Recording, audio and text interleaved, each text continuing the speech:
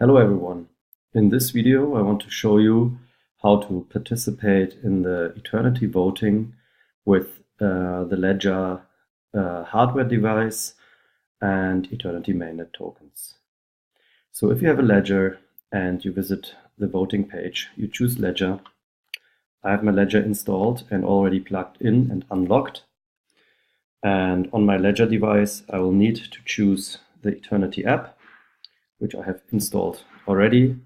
There are videos available that explain you how to install the Eternity app on Ledger. So please click both buttons like I just did, and then your Ledger is connected and you can start using it. So in the next step, you say connect and wait. The voting app will now connect in the background to the Ledger. You will see that on your Ledger, the address is shown that the voting app wants to connect to. You have to confirm this with one click, and there we go. This shows my Ledger address that's connected. I have 2 AE tokens on it.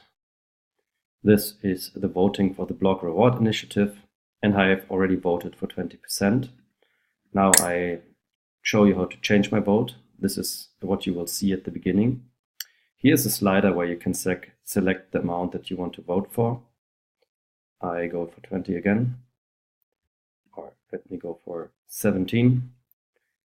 Confirm your vote, and then you will need again on your Ledger, confirm the voting. This is the address that it goes to. It's just a transaction with the amount of 0 AE, and inside the payload there will be your vote.